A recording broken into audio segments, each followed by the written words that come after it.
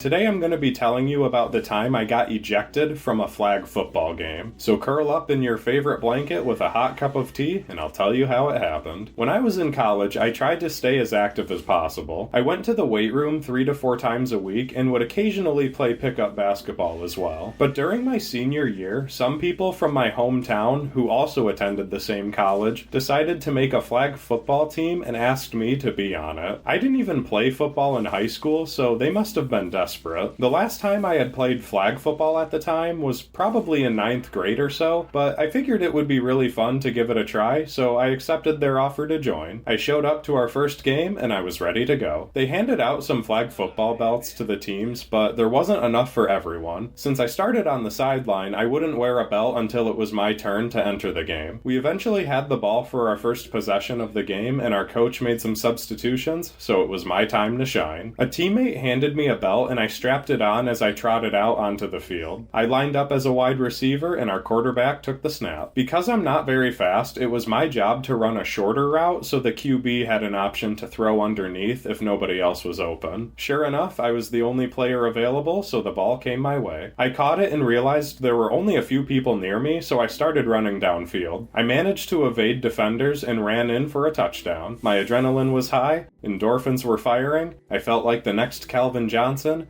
and then the referee checked my belt. He gave one of my flags a tug and it did not come off. I looked at him confused and then he threw a penalty flag. Now here's some quick background info on my experience with flag football in the past. The belts I've always used had flags that pop off the belt when pulled, so naturally I figured that was standard practice across all iterations of the sport. I was sadly mistaken. For this IM league, apparently the entire belt is supposed to come off your body when a flag is pulled. The flags themselves physically can't be removed from the belt. I didn't even notice this because I had quickly strapped the belt around my waist as I ran onto the field, and as long as it was tightly fastened, I thought it was all set. So the ref threw a penalty flag because I had unfairly scored a touchdown. But you know what?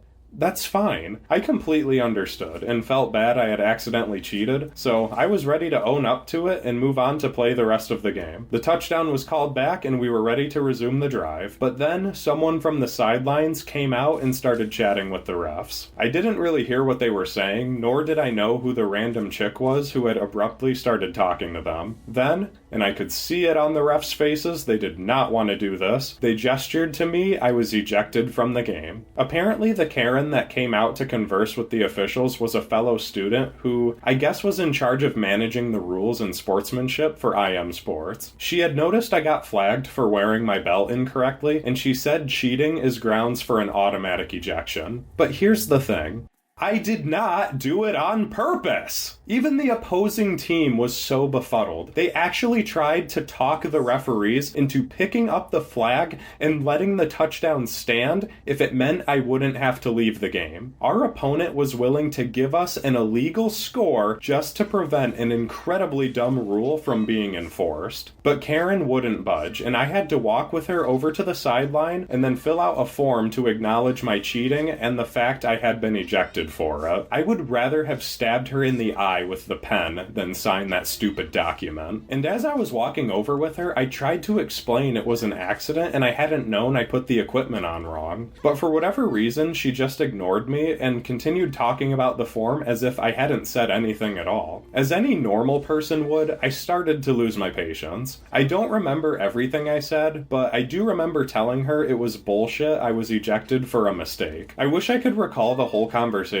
but despite some choice words by me, I was still relatively level-headed, and it wasn't like I was screaming profanities at her. I signed the form and then went back to my apartment absolutely livid. The next morning, I had to log onto the IM website because I guess an ejection affects your status as a student participant. As a result of my accidental cheating, I was banned from playing all intramural sports until I met with the student board to appeal my case. If I wasn't a poor college student at the time, I would have yeeted my laptop out the window. If I was a cartoon character, my face would have boiled up red, followed by smoke whistling out of my ears. If I was Tim Allen, I would have done the confused grunt noise like, After I cooled down, I had no choice but to schedule a meeting with the board, so hopefully I could be reinstated since basketball was coming up next semester. I believe the board consisted of around 5 or 6 people, but only 3 showed up, and the Karen from the night before wasn't even present. I can't recall much of our conversation, but from Karen's report, it sounded like she got hyper-fixated on the fact that I told her it was bullshit I was getting ejected. And that was pretty much her entire report. She never mentioned the fact it was an accident or anything. I swear, this girl was out to get me for no reason. She was probably that kid in elementary school who always tattled to the teacher if another student did anything remotely wrong. And of course, the board took her side because they weren't there that night. So to them, I blatantly cheated and then was unruly for being caught. I explained to them it was a mistake, and while they seemed to understand, they still told me I shouldn't have sworn at Karen. Believe me, I could have popped off on her and said many worse things. I agreed to disagree, but also told them the rules need to be looked over again because my automatic ejection was not justified for the situation. They kind of brushed me off, but said I could play IM Sports again, and we wrapped up there. Despite the hoops I had to jump through to earn my eligibility back, I'm glad I did it because our flag football team actually ended up making it to the championship. We did lose, but the game was played on our college's official turf football field, so that was a really fun experience. But anyways, that's all I really have to say about that. Let me know in the comments if you remember someone from your life who got super power hungry and then ruined everyone's day. And if you like pumpkin pie, make sure to like and subscribe, and I'll see you all next time.